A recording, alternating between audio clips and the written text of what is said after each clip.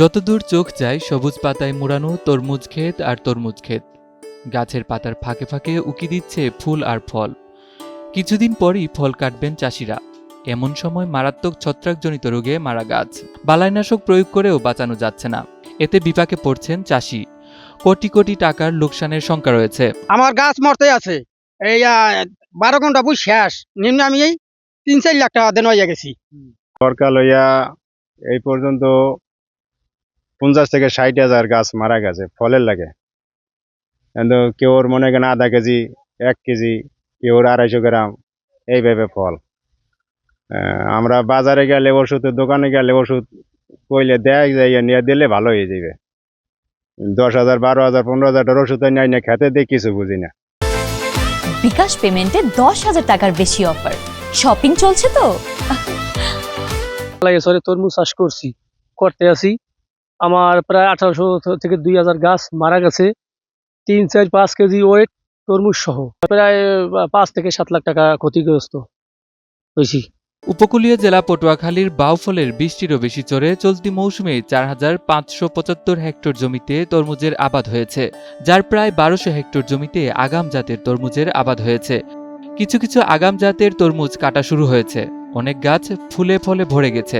এমন সময় মারাত্মক ছত্রাকজনিত রোগে আক্রান্ত হচ্ছে গাছ। গাছের কাণ্ড থেকে আঠা ঝরে গাছ নিস্তেজ হয়ে মারা যাচ্ছে। গাছটা ফাইটিয়া খালি কষ বাইরে কোনো রকম আদার গাছটা মারা যায়। আপনার দিনে দেয় ভালো, রাতের ঘুমের তো উঠাই দেয়, আর গাছ ভালো নাই। ওষুধ আপনার এমন কোনো কোম্পানি নাই যে খেতে নাই, হেরা খালি বেচার লেগে হে কয় ইডে না নে কয় ইডে না এমন কারণ লাখে লাখে টাকা হইয়া লাইছে, কোনো উপকার পাইতেছি না। আনুমানিক 3 একরের মতো জমি মাইর গেছে বলতে ফলে ফুলের লগে ঝাড় মুরগে যায়, গোড়া দিয়ে একটু পানির মতো কষ পরে, ওই কষটা পড়ার পরে কিছু দিনের মধ্যেই মানে 2-1 দিনের মধ্যেই গাছটা মারা যায়। বিশেষজ্ঞরা জানান এটি মারাত্মক ছত্রাকজনিত রোগ। খেতে অধিক পরিমাণ নাইট্রোজেন সার ব্যবহারের ফলে এমন রোগের সংক্রমণ বৃদ্ধি পায়, যে কারণে খেতে অনুমোদিত মাত্রায় রাসায়নিক সার ব্যবহার করতে হবে। সাম্প্রতিক সময় কৃষকদের মাধ্যমে আমরা জানতে পারি তরমুজে কাণ্ডের গোড়ার দিকে একটু কালো স্পট হয়ে সেখানে একটি আঠালো জাতীয় পদার্থ বের হয়ে গাছটি মারা যাচ্ছে। 2-1টি জায়গায় এই ধরনের ঘটনা শুনে আমরা তাৎক্ষণিক মাঠ পর্যায়ে আমাদের উপসহকারী কৃষি কর্মকর্তাদের মাধ্যমে এবং কৃষি সম্প্রসারণ অফিসারের মাধ্যমে আমরা সরজমিনে সেটা দেখি এবং আমরা আইডেন্টিফাই করি যে এখানে গামি স্টেম ব্লাইট নামে এক ধরনের রোগ হয়েছে।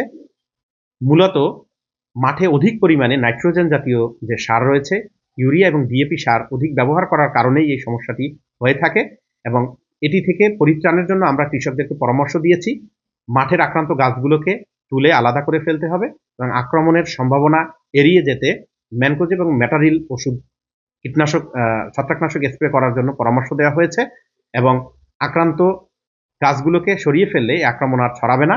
সাথে সাথে অল্প আক্রান্ত গাছে বর্জ্য পেস্ট ব্যবহার করার জন্য পরামর্শ দেওয়া হয়েছে। এ উপজেলায় 200 কোটি টাকার তরমুজের বাণিজ্যের সম্ভাবনা রয়েছে, তবে শেষ সময়ে এমন গাছ মারা যাওয়ায় সেই লক্ষ্যমাত্রা পূরণ হবে না বলে ধারণা করা হচ্ছে। এতে কোটি কোটি টাকা লোকসানের মুখে পড়বেন চাষিরা।